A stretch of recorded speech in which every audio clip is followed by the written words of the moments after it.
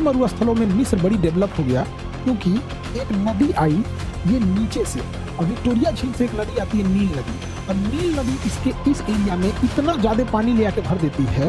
नील नदी का देन किसे कहते हैं? मिस्र को। इसकी राजधानी है काहिरा। इस सिनाई प्रायद्वीप और इसके बीच में बड़ा पतला रास्ता है, इसी को काट दिया गया, इसको काट के नहर बना दिया, तो इसी को कहेंगे स्वेज नहर। स्वेज नहर इस भूमध्य सागर को इस लाल सागर से जोड़ देता है। इस स्वेज नहर को बनाया था फ्रांस ने, अपने पैसा से बनाया था फ्रांस ने, और कहा था कि कोई भी यूरोप का आदमी अगर जाएगा व्यापार करने तो उसके लिए दो रास्ते हैं, या तो इधर से जाओ इधर व्यापार करने, चाहे जहां भी व्यापार करना है। कर्नल नासिर ने स्वेज नहर का राष्ट्रीयकरण कर दिया, दोनों जहाज बिना पैसा देले भाग गया था, इसलिए यहाँ एक बंदरगाह बनाया गया नीचे, वहां सबको चेकिंग होता है कितना बंदरगाह है। तो नीचे वाले बंदरगाह का नाम है पोर्ट स्वेज और ऊपर वाले का नाम है पोर्ट सईद। ये गीजा का पिरामिड देखो, यहाँ एक बाका सा पिरामिड बनाया गया। जब ये बना था ना तो 146 मीटर था, अभी कुछ टूटा गया है। कुतुब मीनार पे 71 मीटर है। हमें देखना है मिस्र, हमें क्या देखना है? मिस्र। तो अब हम देखते हैं मिस्र के बारे में, अभी सबको मिटा देते हैं, मिस्र देखते हैं। मिस्र, मिस्र जो है ये भी मरुस्थल है, मिस्र है ये भी मरुस्थल है मिस्र में। लेकिन बाकी मरुस्थलों में मिस्र बड़ी डेवलप हो गया क्योंकि एक नदी आई ये नीचे से, और विक्टोरिया झील से एक नदी आती है नील नदी, और नील नदी इसके इस एरिया में इतना ज्यादा पानी ले आके भर देती है जिससे कि यहाँ शहर बसना और इंसानों को बसने के लिए अच्छा खेती और उसके रास्ते हो जाते हैं। मरुस्थल में यदि पानी मिल गया तो मरुस्थल में क्या ही दिक्कत है। इसलिए नील नदी का देन किसे कहते हैं? मिस्र को। इसकी राजधानी है काहिरा, और नील नदी के वजह से ये जिंदा है। नहीं कहते हैं कि हमारी देन है जो तू ई कह रहे हो, तो वैसे ही मिस्र किसकी देन है? मिस्र देन है नील नदी की। अब हम लोग मिस्र के बारे में समझते हैं। मिस्र जो देश है ये इसका कुछ एरिया एशिया महाद्वीप में चला जाता है जिसे हम लोग सिनाई प्रायद्वीप कहते हैं। ये एशिया महाद्वीप में चला जाता है जिसे हम सिनाई प्रायद्वीप कहते हैं, और इसका 90% से ज्यादा एरिया अफ्रीका में आता है, अफ्रीका में आता है। तो कुछ एरिया सिनाई प्रायद्वीप में चला जाता है। तो इस सिनाई प्रायद्वीप और इसके बीच में बड़ा पतला रास्ता है, तो इसी को काट दिया गया, इसको काट के नहर बना दिया, तो इसी को कहेंगे स्वेज नहर। स्वेज नहर इस भूमध्य सागर को इस लाल सागर से जोड़ देता है, और अलग किसे करेगा? तो मिस्र के ही सिनाई प्रायद्वीप को मिस्र के मुख्य भूमि से अलग कर देता है। मिस्र के ही सिनाई प्रायद्वीप को मिस्र के मुख्य भूमि से अलग कर देता है। तो इसी को कहते हैं स्वेज नहर। स्वेज नहर कहते हैं, स्वेज नहर कहते हैं। समझ आ गया? मिस्र के सिनाई प्रायद्वीप को अलग कर देता है। आगे बढ़ जाए तो ये स्वेज नहर हो जाता है। स्वेज नहर बताइए किन दो देशों, किन दो समुद्र को जोड़ता है? तो यहाँ पर है लाल सागर। ट्राइकोडेस्मियम शैवाल के कारण इसका रंग लाल है, क्योंकि इसके नीचे एक शैवाल है, उस शैवाल का नाम है ट्राइकोडेस्मियम एरिथ्रियम। अब बस ट्राइकोडेस्मियम याद रखिएगा। ट्राइकोडेस्मियम शैवाल, इसके नीचे शैवाल समुद्र के अंदर निकलने वाले घास होते हैं, उसका कलर लाल होता है। अब पानी के अंदर आप कोई सी भी चीज, अब जैसे पानी के अंदर आप साग डाल दीजिए तो पानी हरा दिखने लगेगा। पानी के नीचे आप क्या कर दीजिए, गोभी डाल दीजिए तो पानी वाइट दिखने लगेगा। पानी के नीचे चुकंदर डाल दीजिए तो लाल दिखने लगेगा। तो पानी के नीचे जो चीज डालेंगे उसी का कलर दिखता है। तो इसके अंदर लाल कलर क्यों दिखता है? क्योंकि ट्राइकोडेस्मियम नाम का लाल रंग का शैवाल पाया जाता है, जिस कारण इसका रंग लाल है। ये लाल सागर है, और ये भूमध्य सागर है, भूमध्य सागर। तो लाल सागर और भूमध्य सागर को जोड़ने वाला कौन सा नहर है? स्वेज नहर है। कौन सा नहर है? स्वेज नहर। किस देश में ये नहर है? तो यह है आपका मिस्र में, इजिप्ट। इसी का पुराना नाम है इजिप्ट, इजिप्ट, इजिप्ट। तो ये भूमध्य सागर को जोड़ता है। अब देखिएगा, ये है आपका भूमध्य सागर और ये है लाल सागर, लाल सागर। इन्हीं को जोड़ने वाला है आपका स्वेज नहर। तो इस स्वेज नहर को बनाया था फ्रांस ने, अपने पैसा से बनाया था फ्रांस ने, और कहा था कि कोई भी यूरोप का आदमी अगर जाएगा व्यापार करने तो उसके लिए दो रास्ते हैं, या तो इधर से जाओ इधर व्यापार करने, चाहे जहां भी व्यापार करना है। ये इतना लंबा रास्ता हो जाएगा आपका व्यापार करने के लिए कि बहुत टाइम लग जाएगा। उस समय पानी वाली जहाजें भी धीमी चलती थी, तो कहता था कि जा यहाँ से 6 महीना लग जाएगा जाते जाते जाते जाते। तो फ्रांस ने क्या किया, मिस्र पे कब्जा किया हुआ था, फ्रांस ने नया रास्ता खोल दिया, कहा कि आओ जिब्राल्टर होते हुए आओ, अब इधर से चले जाओ, तुम्हारे लिए ये वाला रास्ता आसान है, लेकिन तुम पैसा देना हमको, पैसा देना हमको। तो इधर से फ्रांसवा पैसा लेता था, कहता था हम तुमको रास्ता देंगे, रास्ता देंगे। इसी क्रम में जब भारत आज़ाद हुआ तो वैसे ही मिस्र भी आज़ाद हो गया। मिस्र जब आज़ाद हुआ, मिस्र आज़ाद हुआ तो मिस्र कह रहा है कि हमारा देश में नहर बनल है, फ्रांस का है पैसा लेगा, मार तो निकाल लाठी मार कपार फोड़, फ्रांस का कपार फोड़ दे। फ्रांस को मारे सब, अब भगा दिया सब फ्रांस वाले को, और कहा कि ये मेरा नेशनलाइज हो गया, राष्ट्रीयकरण हो गया।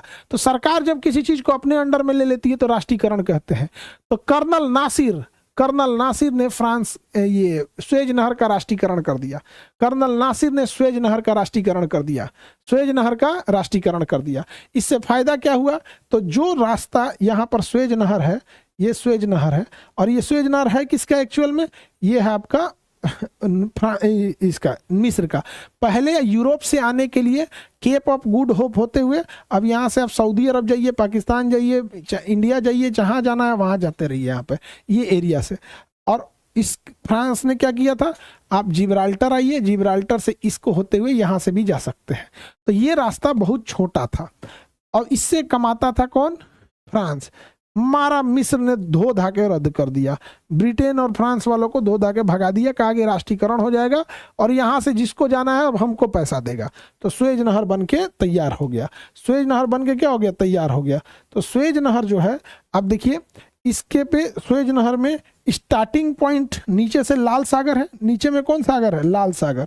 तो स्वेज नहर के निचले पार्ट में लाल सागर, और ऊपर में बता सकते हैं भूमध्य सागर, ऊपर में है भूमध्य सागर। ऊपर में कौन सागर है? भूमध्य सागर है ऊपर में। अब एक बात बताइए, कोनो बिना पैसा देले भाग गया तब?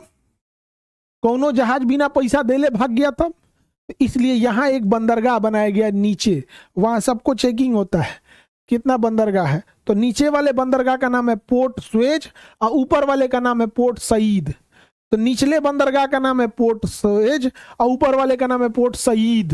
और खखोरेगा, एकदम खखोर के चमड़ा नोच देगा, कहेगा भूमध्य सागर की ओर कौन सा बंदरगाह है? तो पोर्ट सईद।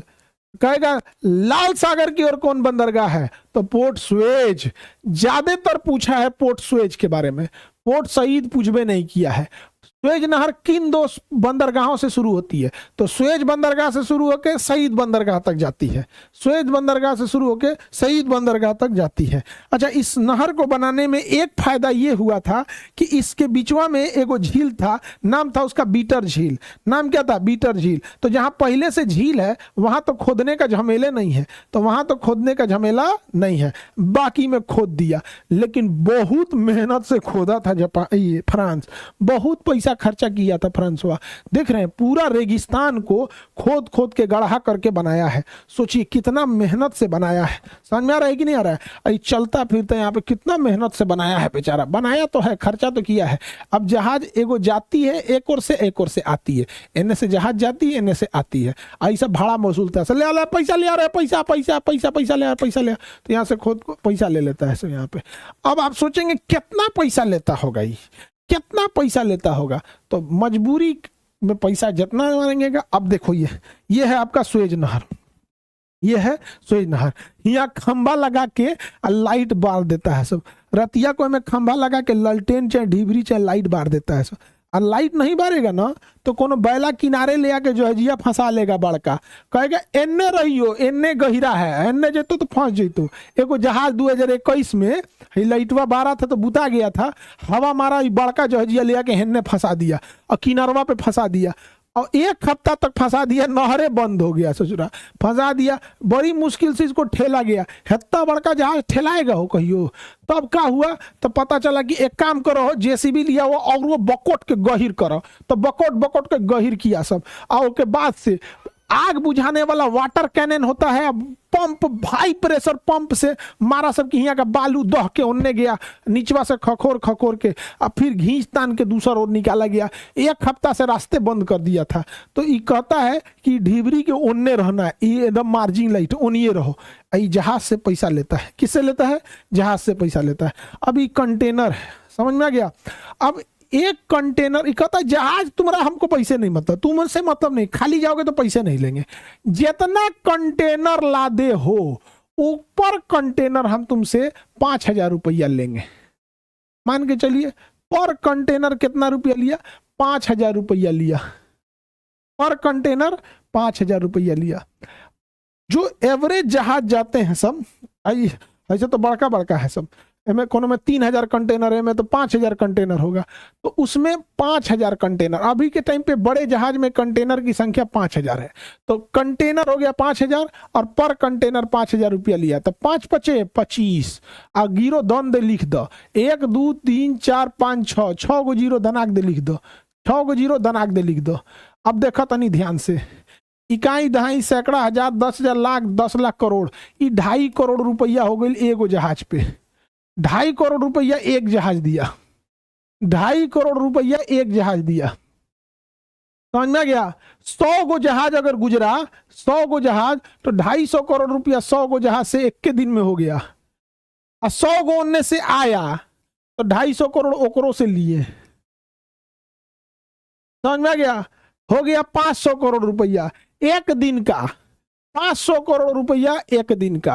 अब 500 गुणे 365, तो देखो 5 पचे 25, हाथ में आइल 2, 5 छक्के 30 2 32, हाथ में आइल 3, 5 तिहाई 15 3 18 और 2 जीरो है हिंगान हो गई।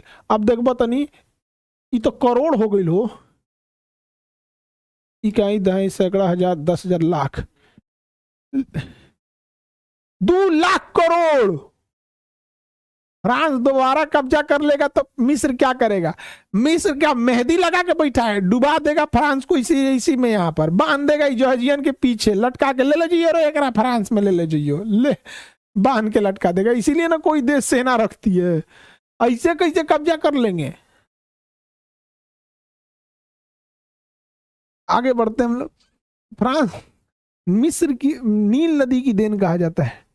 इंडिया से भी कौनो जहाज जाएगा ले जाएगा, कौनो जहाज कर इंडिया से भी पैसा लेगा। हे भैया हम लोग को काहे छोड़ेगा, हम लोग तो औरों दुनिया वाला हम लोग को देखता है तो सोचता है कि अगर औरों पैसा ले, क्योंकि हम लोग बड़ा शांत स्वभाव के देश है ना, युद्ध वगैरह हम लोग नहीं किए। अब ये हो गया स्वेज नहर, समझ में आ गया कि नहीं आ गया किसी को दिक्कत? स्वेज नहर बहुत बड़ा है नहर। एकरे में जाके जानते क्या किया था, जहाँ एक जहाँ रस्तवा है ना पातर भइले, यही जॉर्जिया ले जाके बेड़ करके फंसा दिया था, बेड़ करके फंसा दिया था। कभी कभी सड़क पे देखिएगा ना भैंसिया से बेड़ खड़ा हो जाती है, ऐसा भैंसिया से बेड़ खड़ा हो जाए, हॉर्न मारेंगे तो हमको कौन जी हॉर्न मार रहा है, नहीं समझ आएगा। एवर गिरन जहाज का नाम था, 2021 में बेड़ करके फंसा दिया। सड़क पे भैंस डरती है सब,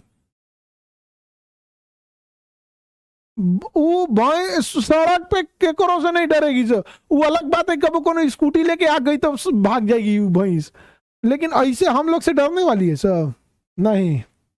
सुएज कैनाल, ये मोहम्मद गद्दाफिया को हटाते हैं। एवर गिवन जहाज का नाम था, ये देखिए इजजिया फंसा दिया, देखिए ले जाके बीचे में फंसा दिया बैलाई, देख रहे हैं एवरग्रीन जहाज, बैला बीचे में ले जाके एकदम फंसा दिया, बेड़े को दिया यहाँ पे, एक खींचत खींचत हालत खराब हो गया। एगो जहाज इनने से ठेल रहा है बैला, उनने जो एगो इनने से खींच रहा चलिए रे इनने से, और उनने जेसीबी लगा के खोद खाद को गहिरा कर रहे हैं सर, एकदम ऐसे ठेल के 1 हफ्ता लग गया कि ठेल के सीधा कैला में, फिर एक मारा सर भाग यहाँ से, भाग बकल लो कहीं के, भाग यहाँ से, भगाया उसको, उल्टे फाइन मारा इनके ऊपर। मिस्र कहा कि हम 6 दिन के कमाई बंद भइले सब दे, समझ गया कि हम 6 दिन के कमाई बंद सब दे, तोरे वजह से भइल दे, कुल दे पैसा। मिस्र में कौन सी नदी है? नील नदी। नील नदी के ऊपर मिस्र ने बनाया आसवन बांध। बताओ बबुआ, क्वेश्चन पूछा हुआ है, आसवन बांध किस नदी पर है? आसवन बांध नील नदी पर है। आसवन बांध के पीछे झील का नाम क्या है? तो झील का नाम एक महान आदमी के नाम पे रखा गया है, नासिर झील। कौन सा झील? नासिर झील। कौन सा झील? नासिर झील। झील का नाम है नासिर झील। ऐसे रॉ का मतलब है बहुत ज्यादा पानी है उसमें, इसका मतलब है बहुत ज्यादा पानी है, समझ में आ गया? इसे बड़ा कर दिए मतलब समझो पानी बहुत ज्यादा है, ठीक है। नासिर झील। बांध का नाम कौन है? आसवन बांध। किस नदी पर है? किस नदी पर है? तो नील नदी पर। ओमे बांध दिखेगा तोरा, पानी लगल रहेगा, सब खोज रही है सो में, ये हम पानी में ना लगल है, सूख गइल का हो, ओमे पानी लगल रहेगा नक्शवा में। जय दादा कुल जितना छाटल मिलेगा सब हमरे यहाँ आएगा। सब जितना छाटल मिलेगा ना हमरे यहाँ आएगा। हमको लगता है हमको रांची वाले पागलखाना से एमओयू कर लेना चाहिए कि दोनों जगह कहीं बैठ सकता है, दोनों में कहीं बैठ सकता है। नासिर झील आसवन बांध पर नील नदी पे ही बांध बना दिया, पानिया जो जमा हो गया उस झील का नाम क्या हो गया? नासिर झील। कौन सा झील? नासिर झील। कौन झील है? नासिर झील है। नासिर झील। मिस्र के बारे में समझ गए? मिस्र में देखिए एक शहर मिलेगा गीजा। मिस्र में देखिएगा ध्यान से, एक शहर मिलेगा गीजा। देखिए गीजा मिला। इतनी चुकी देश है मिस्र, उसमें 3 गो शहर लिखा होगा, उसमें गीजा होगा। मिल गया गीजा। आगे बढ़ते हैं। नहीं, कितने लोग को गीजा मिल गया? अल गीजा लिखा होगा। अल गीजा, अल गीजा लिखा होगा। ये गीजा का पिरामिड देखो, यहाँ एक बड़ा सा पिरामिड बनाया गया। ये पिरामिड एगो पत्थर बा एगो आदमी बराबर है, एगो पत्थर बा एगो आदमी बराबर है, एगो पत्थर बा एगो आदमी बराबर है। अभी के टाइम इसको उठाने के लिए जेसीबी चाहिए, अभी के टाइम एगो उठाने के लिए एगो जेसीबी चाहिए, इतना हैवी है। अब पूरा लाद के एकरा बनैले जानते कितना? इतना हाइट पे ले गया है, इतना हाइट पे ले गया है। जब ये बना था ना तो 146 मीटर था, अभी कुछ टूट टट गया है, 146 मीटर था। अब कल्पना करो कुतुब मीनार बहुत 71 मीटर है, कुतुब मीनार 71 मीटर है, उसका दुगुना है वो, उसका दुगुना है गीजा का पिरामिड। सिंधु सभ्यता के टाइम का है, 250 ईसा पूर्व। सिंधु सभ्यता में हम लोग क्या पढ़ते हैं? सिंधु सभ्यता के खोदाई में फाटल जूता, टूटल खटिया, पचकल लोटा, हल, नहाए वाला एगो गढ़ा स्नानागार, एगो गोदाम अन्नागार। नहीं समझे? ये ससुरा सब इतना बड़ बड़ बना दिया सब, काजी ने कौन जेसीबी धैले था सब, ये सब नर्तकी। तो सिंधु सभ्यता अपने आर्किटेक्ट के लिए प्रसिद्ध नहीं थी, सिंधु सभ्यता एडवांसमेंट के लिए, सिंधु सभ्यता अर्बन मैनेजमेंट के लिए जानी जाती थी। अर्बन मैनेजमेंट, सड़कें सीधी, नालियां ढकी हुई, ये सब चीजें तो अपने अपने टाइम की। ये ससुरा काज ने कौन जेसीबी धैले था, सब बड़का बड़का पत्थर उठा के लाद दिया सब यहाँ पर। इतना ही नहीं, और ये पिरामिड के अंदर राजा सोता था। पिरामिड के अंदर कौन सोता था? राजा। कहा गया कि मरने के बाद राजा को दिक्कत नहीं होगा तो इसके अंदर ऐसे बनाया जाएगा पिरामिड को। तो इसमें राजा मरने के बाद होकर फोटा नहीं देखिए, ये है उसका कब्र, ये है राजा का कब्र। कहा गया कि राजा सोएगा यहाँ पे। आई सब छोट मोट रानी उनी होगी सब। ये मरने के बाद होकर फोटा नहीं देखिए कितना ऊंचा है, कितना बड़ा है। आज के डेट में इसको बनाना इतना मुश्किल है। काज ने कौन सी बताया था? 7वां अजूबा है ये। क्या है? 7वां अजूबा। 8वां अजूबा हमारे विद्यार्थी सब। ये राजा है, अभी थुथुर उथुर फूट गया है क्योंकि 5000 साल पुराना है।